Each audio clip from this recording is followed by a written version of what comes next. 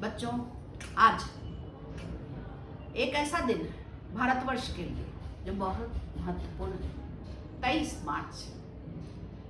मार्च 1931 को हमारे भारत के प्रिय सपूत भगत सिंह, राजगुरु, सुखदेव, बटुकेश्वर दत्त इनको फांसी दे दी गई थी। अब भगत सिंह के विषय में हम सभी जानते हैं, क्रांतिकारी थे और भारतवर्ष की आजादी के लिए इन्होंने खून बहा दिया। इनका जीवन चरित्र कुछ ऐसा था कि भगत सिंह जन जन के प्रिय बन गए।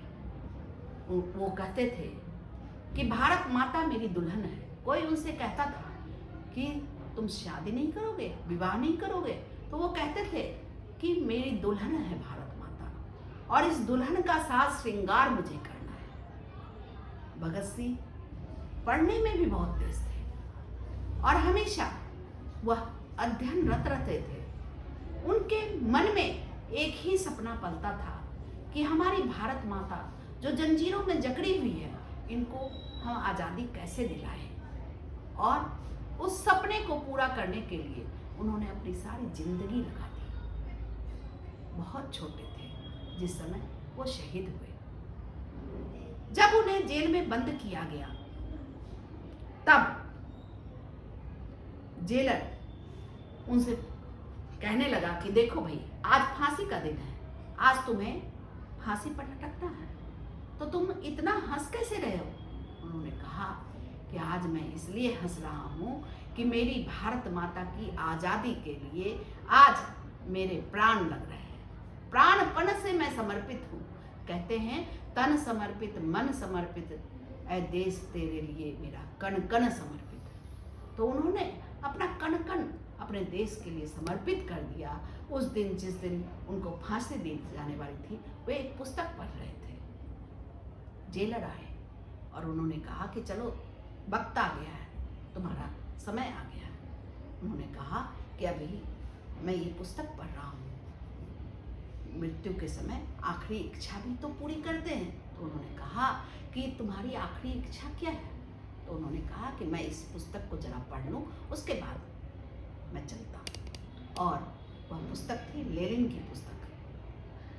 लेनिन की किताबें पढ़ने के पश्चात वो जो है चल दिए। और दूसरे क्रांतिकारी भी थे, उन्होंने कहा कि इन क्रांतिकारियों के साथ गले तो मिल लूं।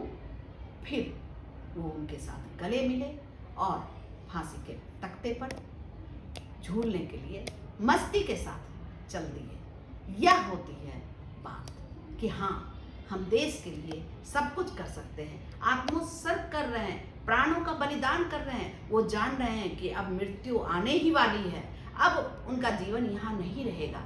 फिर भी उन्होंने यह नहीं सोचा कि हाँ भाई, अब मेरा जीवन समाप्त होने वाला है। वो उदास हो जाए, वो निराश हो जाए, वो हताश हो जाए, नहीं। ना तो उन्हें हताशा घेर रही थी, ना तो उन्हें निराशा घेर रही थी, ना तो उन्हें उदासी घेर रही थी। वे जीवंत थे, वे हंस रहे थे, वे चल रहे थे, मस्ती में झूम रहे थे।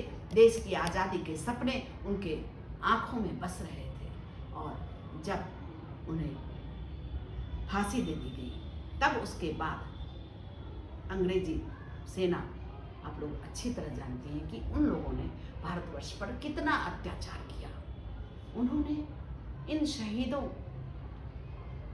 के देह के साथ जो किया वह उचित नहीं था।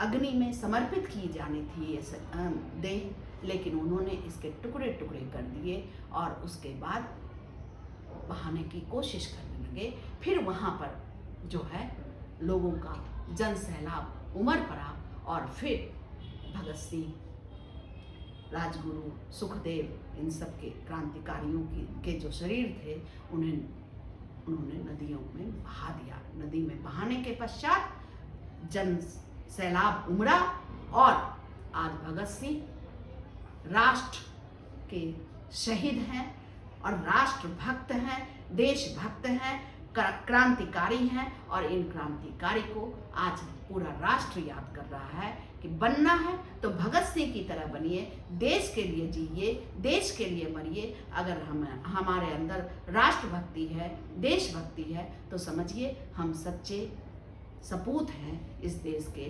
तो सच्चा सपूत बनना है। भगत सिंह की कहानी हमें यही सिखाती है। धन्यवाद।